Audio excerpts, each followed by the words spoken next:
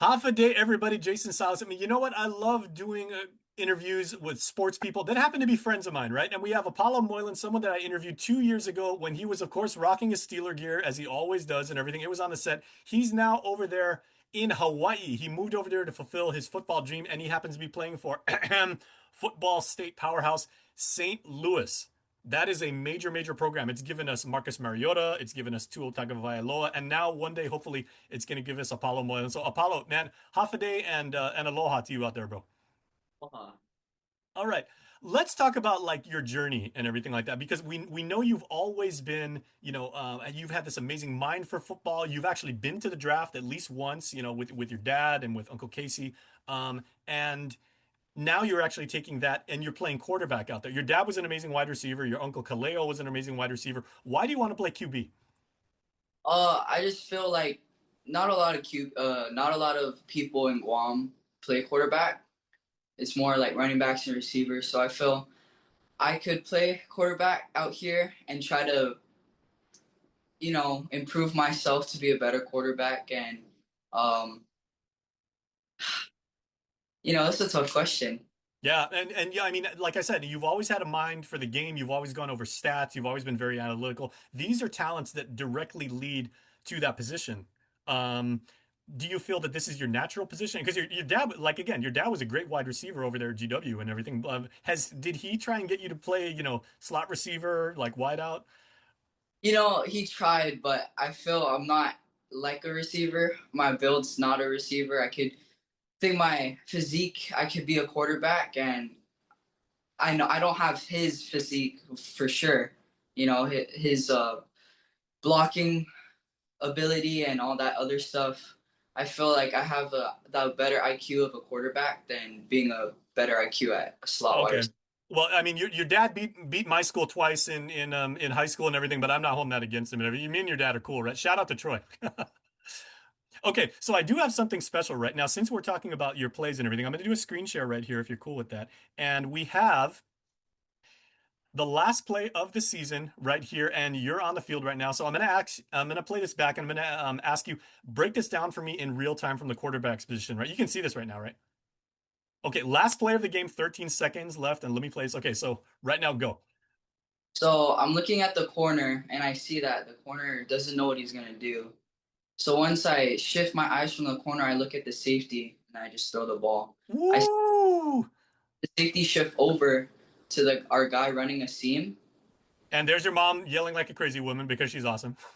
Yeah. So when the guy shifts over to the seam, I see the wheel open and I just throw it. Very nice. Okay, let me rewind this back. Okay, this play is this a design play? Because I mean, this is total timing. You got a real nice tight spiral. Yeah, Yeah. the timing on this was perfect. And of course, as a quarterback, you have to have technique, timing, touch, precision, everything like that. Like that was amazing. Yes. That play was it was actually a pick play, so it was supposed to be a screen, but then my wide receiver faked the block and ran up for a wheel and I just threw it up to him. Very nice. Okay, I'm gonna pause this right there. That's incredible. Congratulations, man. And Thank you. what a way to end the season. Now one thing we do need to point out is that, while you were playing on Guam in the Pee Wee leagues and everything like that, of course, like you were a starter and you got a lot of time in the field. Going to a program like in Hawaii, and you talked about your physicality maybe like a little bit different. The caliber there is a lot different than on Guam. You went from being QB1 to QB3. So Mhm. you were riding the bench, but that's still a perfect opportunity to learn, to observe, to ask questions and to Yes. work on your own game. But that's not easy for a lot of athletes. So how was that for you to basically say, I've always been under center and now, I got to ride the bench for a little bit. Yeah, it took some time, to really understand and really know why I'm QB3. Because when I first got there, I thought, it would be easier, playing out here. But once you get out here, you realize it's really tough to play out here. Mhm. Taking the backup role and learning from the other quarterbacks that have been playing out here, it's it's actually really cool. Okay, and that was the final play of the game, and that's basically the way you finished like your freshman year, right, at St. Louis.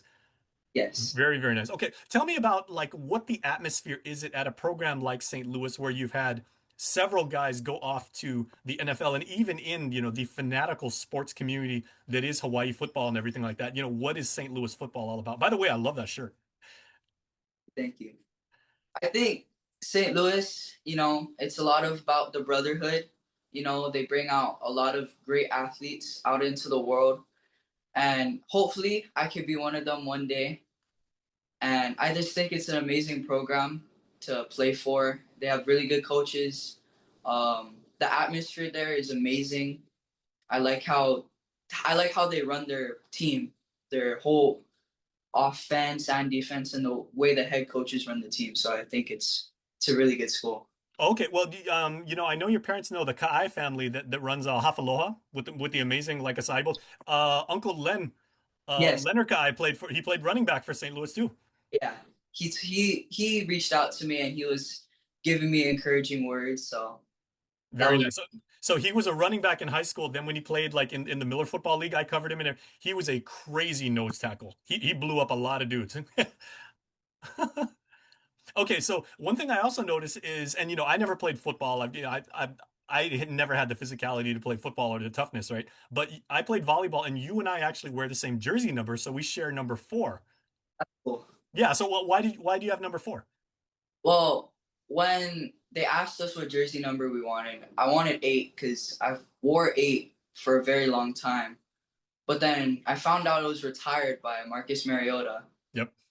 I divided it by 2 and picked 4. There you go. Do you feel like a certain connection with number four, or have you made it your own now after a season? I mean, I guess I wore it for basketball last season, so we won a championship for that. So Okay, very cool. Well, who's a good number four player in the NFL? Who's a really good number four? DK Metcalf. Yep, there you go. Of course, now a Steeler, so of course you're all on Team Metcalf right now. Now that he wears the yellow and black, right? Okay, so since you follow the Steelers and since you're now playing the quarterback position, who, the Steelers have had some really really amazing quarterbacks over the years. Who is your favorite Pittsburgh Steeler quarterback? Ben Roethlisberger. Very good choice, Big Ben. Are you trying to emulate his game in any way? I mean, he's a big boy too, but what about his game do you really try and like incorporate into your own game?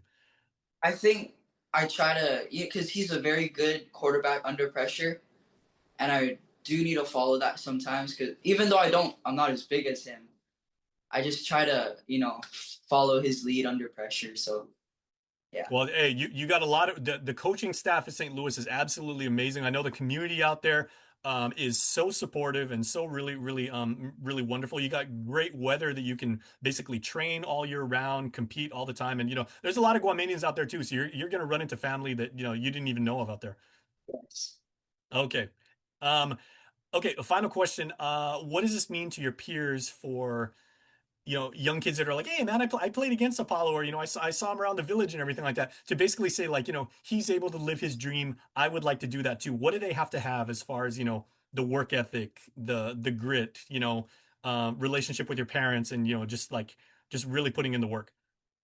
I think they just have to have the mentality of saying they could do it.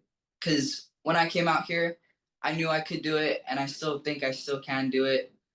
So I think they just have to have the mentality of going in there, working hard, and just knowing they could do it.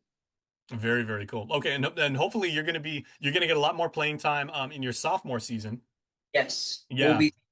we'll definitely try to do that. Okay. Working over the off season. So Okay. Well, we'll end with that. In the off season, what's your training regimen look like as far as getting your rest, working out? Are you doing like camps or skill stuff? And what are you eating too? Because man, they got good food out there. well, what I'm eating is a lot of potatoes, for Okay. sure. Starch. Yep. My training, still trying to figure that out, but honestly, every day I'll be going to the gym, working on my footwork, especially my footwork, and working on my arm. So Very cool. Well, hey, man, we've always been big fans of you over here at KUM and everything like that. And shout out to you for living your dream and chasing that and then really trying to do it the right way. And you've now got this incredible highlight play that's going to live forever once we put it up on YouTube.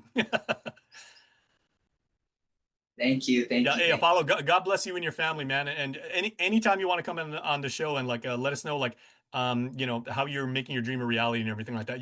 I'm just a message away.